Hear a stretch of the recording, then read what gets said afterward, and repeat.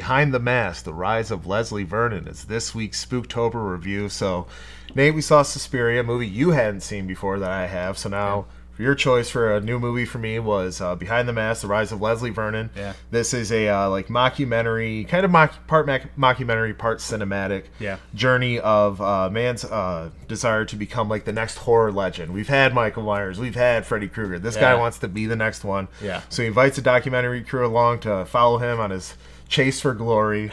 So just a little interesting tidbit. Nate told me about this movie after I shared with him a story idea I had for a script, and it was eerily similar to this. Yeah, it really was. Yeah, so you told me about this movie, and now this year we finally get to watch it. So tell me about your experience watching it for the first time. Yeah, it's probably been about 9 years since I've seen this movie, so it's been a really long time. I purchased it, I let you borrow it, and then I just never watched it. Right. And the first time I watched it, I just thought that it was really inventive. It was really funny, clever, especially for people that want to dig deep into horror movie tropes, genre cliches, things like that. It tackles all these issues in it in a very tongue-in-cheek, clever way. So I thought, especially for you to watch this, I mean, you've seen so many horror movies, and we like to pick them apart, that this one really just takes a stab, no pun intended, at a lot of them. And so my first experience, I was like, this is cool. This is a really, really cool idea. Is it a perfect movie? Not even close. But there is some really great ideas in this film. No, definitely. This is a movie for horror movie fans. You know, it does pick apart the tropes, and it's a good examination of just like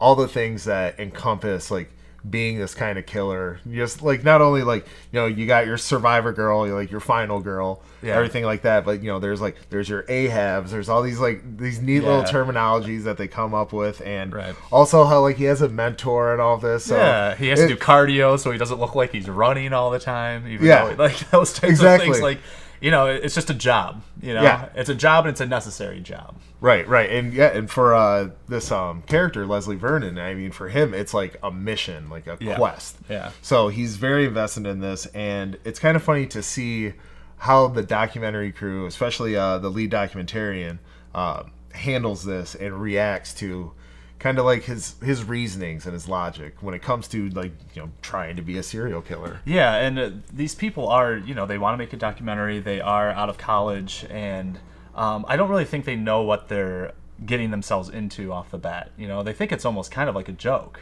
and they think that this guy's kind of a joke. And then once the shit starts getting pretty real, they don't really know how to handle it. Up until the third act, I mean, I was really enjoying this movie. I think that, you know, not only was it clever and, you know, tongue-in-cheek humor, but also Nathan Basil, who plays Leslie Vernon. Hilarious. So good. Just he comes off as just like a normal guy, like, you know, just talking about like how it'd be like if it was a documentary about a guy who has like a weird job, you know, he cleans the pipes wherever, you know, just some weird odd job like that. But his odd job is serial killing. He's just like, oh, you know, casually explaining the ins and outs for the first two acts.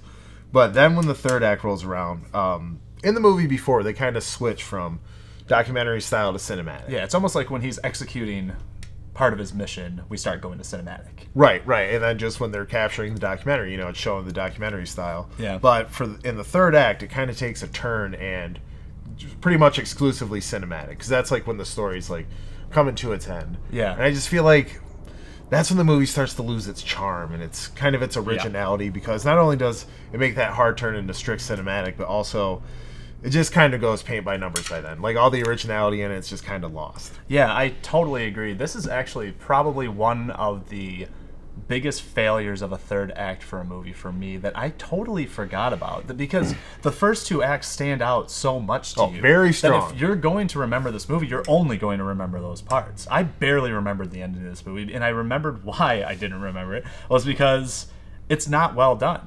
This is a very low-budget movie, and the documentary lets it be a low-budget movie and makes it, you know, it's part of its charm. But once they go into the cinematics, the acting is horrible from these side characters. There's not that many, like, impressive gore or kills or anything like that, and just really it falters. My girlfriend and I watched this together last night, and we're laughing all the way through, and then in the middle of the third act, she's like, this is dumb.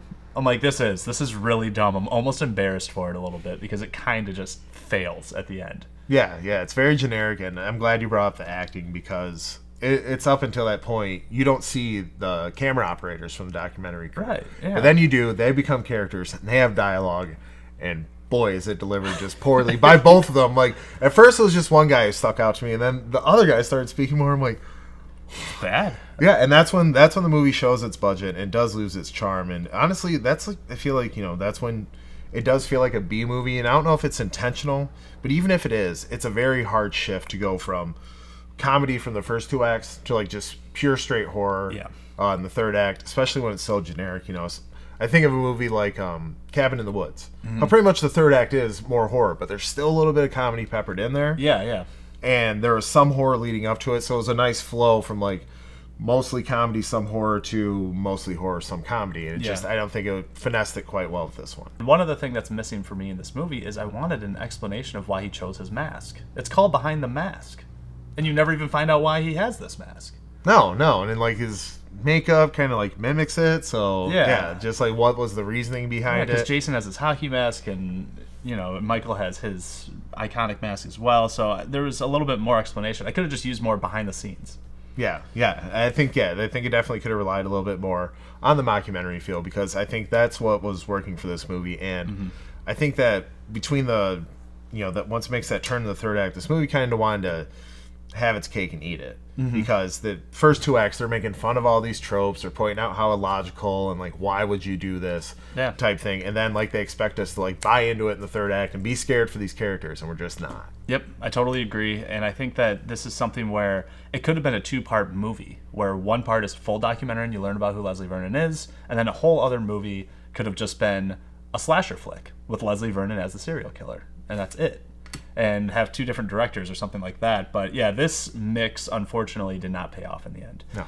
Buffs. All right, so there's our thoughts on Behind the Mask, The Rise of Leslie Vernon. So we're kind of split on our, we're equally split. We feel the same about this on our opinions, but give us your recommendation of see it or skip it, and also the spooky scale. What do you think? Well, as far as just watching this movie, I think not only if you're a fan of horror movies, but also if you're a fan of documentaries, I think there's much to be appreciated in this, despite the failing third act. So I will recommend a see it. But as we said in the review, that the scares weren't really there because it was just too hard of a turn. So as far as the spooky scale, I mean, honestly, I gotta give this one a 0 out of 5. It's just not scary because you don't care at that point. Yeah, as for me, I agree with you. I think as a horror fan, it is a fun movie to watch for the first couple acts. And yeah, I mean, you can get through it, but it takes a hard, bad turn towards the third act. But there's a lot to like in this film, so I'm still going to say see it. And as for the spooky scale, I agree. Once the action starts going down in the third act, you know who Leslie Vernon is. You kind of like the guy. You think he's pretty funny. He's not really that much of a threat to the audience. It's not menacing anymore. Not menacing, not scary. So I'm going right there with you also. I'll go to 0 out of 5. This movie's not scary. It just has that scary Halloween type of vibe to it. Buffs. So there's our review of Behind the Mask, The Rise of Leslie Vernon. Have you guys seen this movie? What did you think? Did the third act pay off for you? Leave all your comments down below. And join us next week when we review Hocus Pocus. This movie's Classic.